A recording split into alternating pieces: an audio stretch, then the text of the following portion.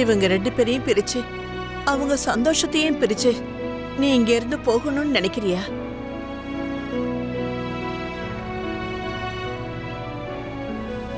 இவங்களுக்காக உன் முடிவு மாத்திக்க.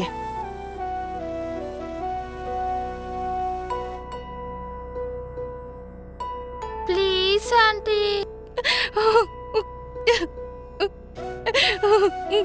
போக மாட்டேம்மா.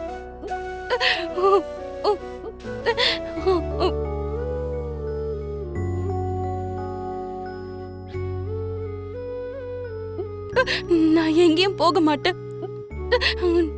நான் இங்கே இருக்கேம்மா. சரியா?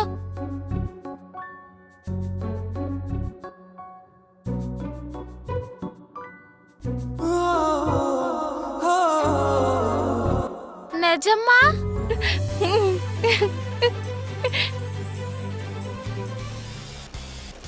டிரைவர், அங்க சைடுல காரை ஸ்டாப் பண்ணுங்க.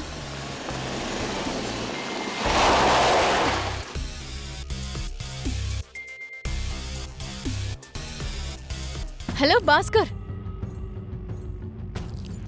Hi madam. இங்க என்ன பண்ணிட்டு இருக்க? ஆட்டோக்காக வெயிட் பண்ணிட்டு இருக்கேன் மேடம். சரி, கார்ல ஏறு, நானே டிராப் பண்ணிடுறேன். பரவாயில்ல மேடம், நான் ஆட்டோலே போய்க்கிறேன். இதுல என்ன இருக்கு பாஸ்கர்? கார்ல ஏறு, கம் ஆன். சரிங்க மேடம்.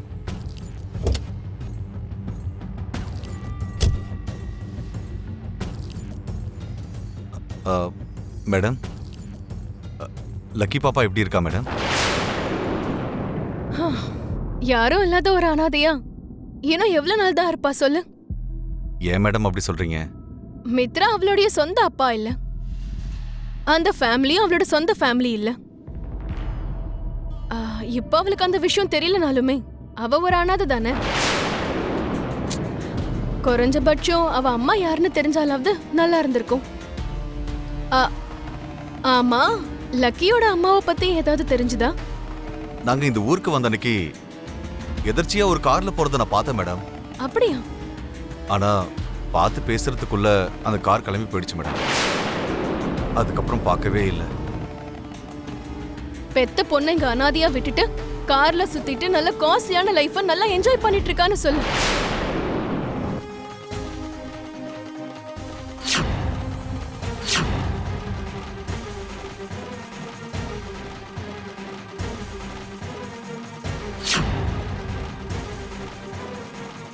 அன்னைக்கு பவர் கட் ஆனதுனால இருட்டுல நீங்க அவளை சரியா பார்த்திருக்க மாட்டீங்க.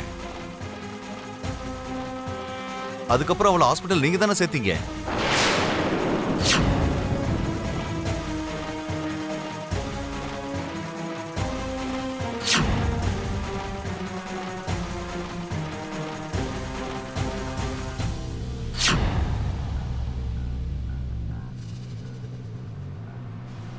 அவளை பத்தி ஏதாவது உனக்கு டீடைல்ஸ் தெரியுமா? அது மேடம், அவளை பத்தி எந்த டீட்டெயிலும் கேட்டு தெரிஞ்சுக்கல.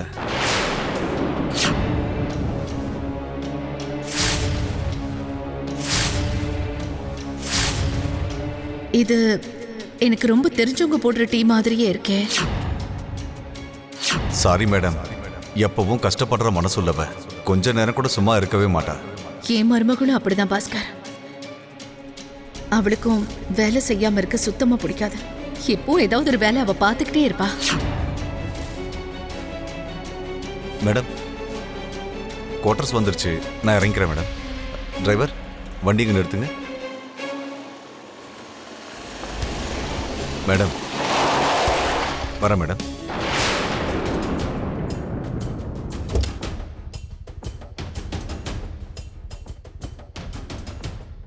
அப்போ பாஸ்கர் வைஃப லக்ஷ்மி காப்பாத்திருப்பாளா? அப்போ பாஸ்கர் வீட்ல இருந்தது லக்ஷ்மியா இருக்குமா?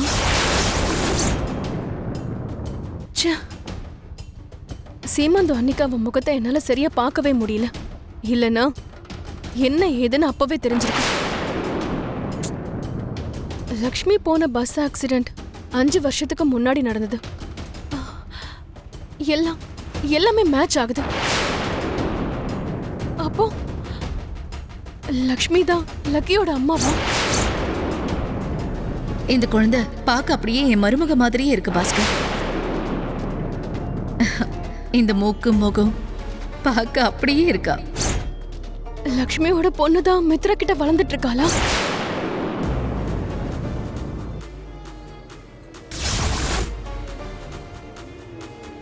மித்ரா தன்னோட சொந்த பொண்ணுதான் தத்தெடுத்து வளர்க்கறானா?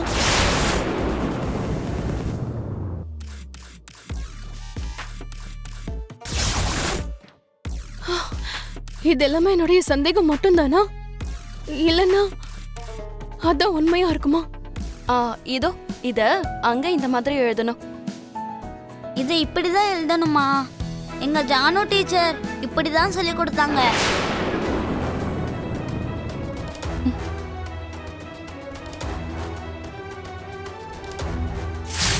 ஆனா எங்க அக்கா எங்கள கண்ணுக்குள்ள வச்சு பாதுகாத்திருக்கா. எங்க அக்கா எங்களுக்கு அம்மாவா இருந்தா. நான் உங்களுக்கு இருக்கேன்ற நம்பிக்கை எங்களுக்கு கொடுத்தா. அக்கா இருக்காங்கிற தைரியத்துல என்ன சுத்தி இருக்கிற உலகத்தை பார்த்து நான் பயப்படுறதையே மறந்துட்டேன். அக்கா எப்ப எங்க எல்லாரையும் வேண்டான்னு உதறிட்டு போயிட்டாலோ அப்பதான் நான் இந்த உண்மையான உலகத்தையே பார்க்க ஆரம்பிச்சேன். என்ன சுத்தி எத்தனை பேர் இருந்தாலும் நான் தனி ஆளாதான் இருக்கேன். நீங்க யார் பேசுறீங்க? நான் ஜுன்னுவோட மதர் பேசுறேன்.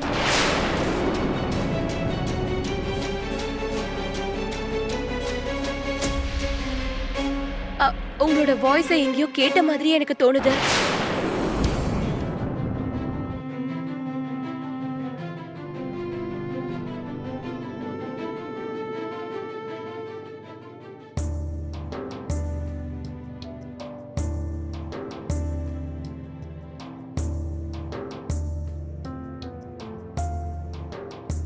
எனக்கு ரொம்ப தெரிஞ்ச வாய்ஸ் மாதிரி தான் எனக்கு தோணுது. சொல்லுங்க. ஜுன்னு எப்படி படிக்கிறான்? அவன் ரொம்ப நல்லா படிக்கிறாங்க. அவன் ரொம்ப ஸ்மார்ட்டான பையன். எல்லாத்தையும் ரொம்ப ஃபாஸ்டா கத்துக்கிறான். இன்னும் சொல்லணும்னா அவன் தான் என்னோட ஃபேவரட் ஸ்டூடெண்டே. ரொம்ப தேங்க்ஸ். வேற ஏதாவது கேட்கணுமாங்க? வேற எதுவும் இல்லைங்க. இஃப் யூ டோன்ட் மைண்ட், எனக்கு கொஞ்சம் ஒர்க் இருக்கு. அதனால நான் உங்ககிட்ட அப்புறமா பேசுவா. சரிங்க.